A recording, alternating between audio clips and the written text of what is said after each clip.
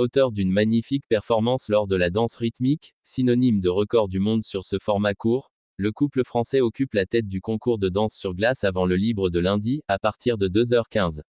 Jusqu'ici, tout va bien. Très bien même pour Gabriela Papadakis et Guillaume Cizeron. Cette fois, pas de tour de cou qui se détache comme à Pyeongchang, ce qui les avait privés d'une fort probable médaille d'or olympique. Leur tenue, en plus d'être superbement élégante, tenue, et rien n'est venu perturber leur magnifique prestation sur 2 morceaux de John Legend, Made to Love et U-Move, E-Move. Avec une thématique commune pour tous, à savoir les danses urbaines.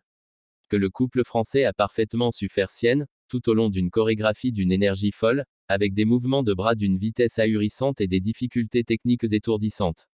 Le tout réalisé avec grâce pour obtenir la note finale de 90,83 points, synonyme de nouveau record du monde sur ce format court, que les Français détenaient déjà. Une performance qui a étourdi la concurrence.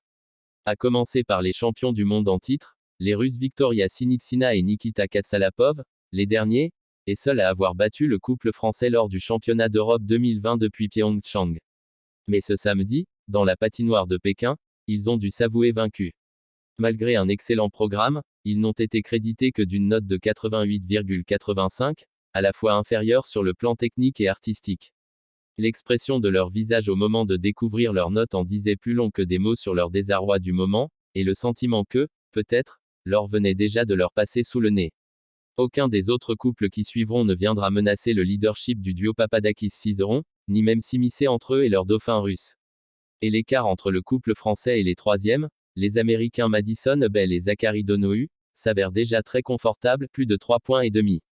Mais évidemment, dans la nuit de dimanche à lundi en France, à partir de 2h15, les quadruples champions du monde ne viseront que l'or, le seul titre majeur qui manque encore à leur palmarès. Et cette fois, contrairement aux Jeux 2018, ils auront toutes les cartes en main pour réaliser leurs rêves.